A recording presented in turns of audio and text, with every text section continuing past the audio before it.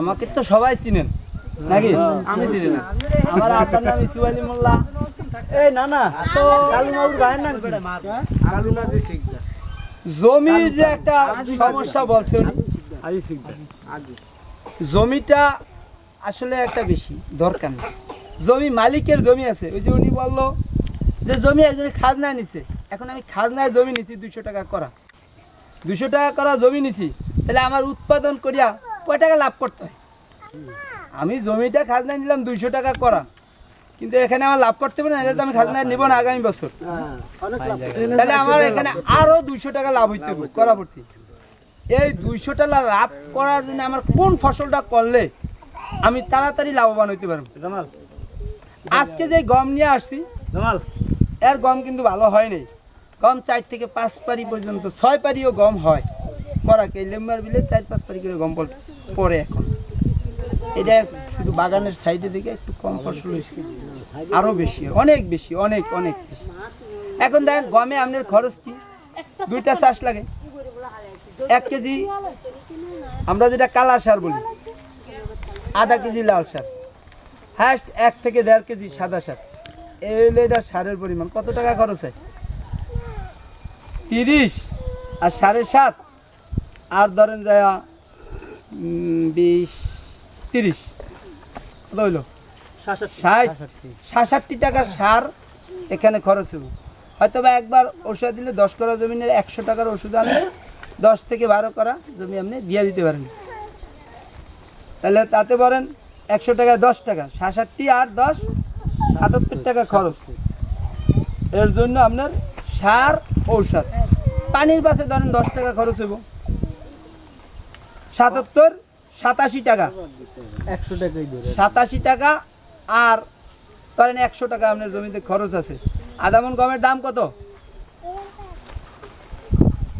আদামন গমের দাম 400 থেকে 500 টাকা। আচ্ছা, আদামন গম না, 900 টাকা বর্তমানে গমের মন, 450 টাকা। তাহলে আপনি জমিতে দিলেন 200 টাকা, 200 টাকা দিচ্ছেন জমিতে, আর রয়েছে কত? 250 টাকা রয়েছে না?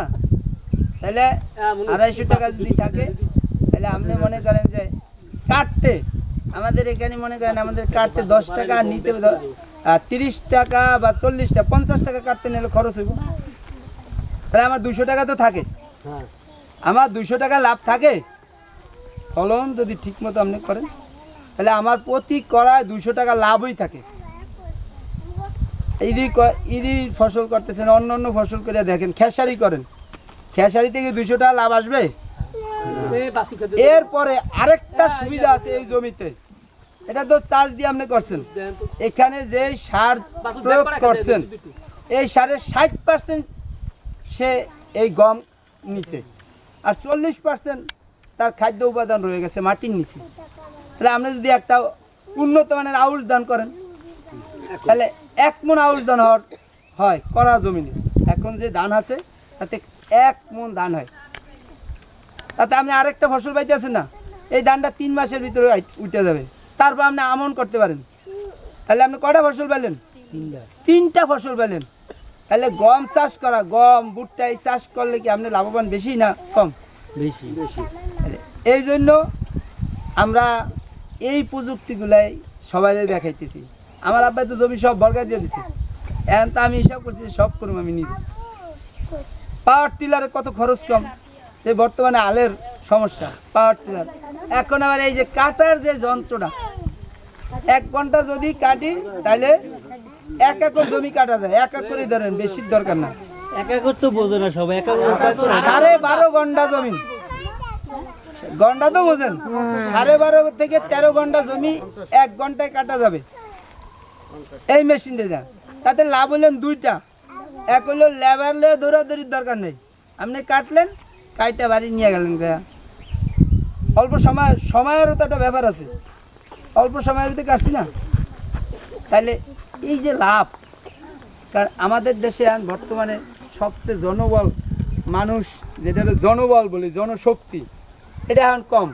বিভিন্ন কাজে ইটের বাটায় এখন তো মানে কোনো রকম ব্যাপার পাই না আমরা। জমিওয়ালারা প্রচণ্ড বিপদে আছে, ঠিক না? এই বিপদ থেকে মুক্ত করার জন্য এই প্রযুক্তিগুলোই আসছে আমাদের দেশে। অল্প খরচে অল্প সময়ে বেশি উৎপাদন, এটা হলো সবচেয়ে মূল উদ্দেশ্য। এটার কারণ কি, যে আজকে এই গম কাটা নিয়ে বিরাট বিপদে পড়তো বিল্লাল ভাই।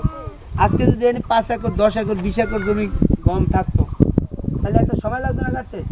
একটা মেশিন থাকলে 3 দিনের ভিতরে কাটা শেষ।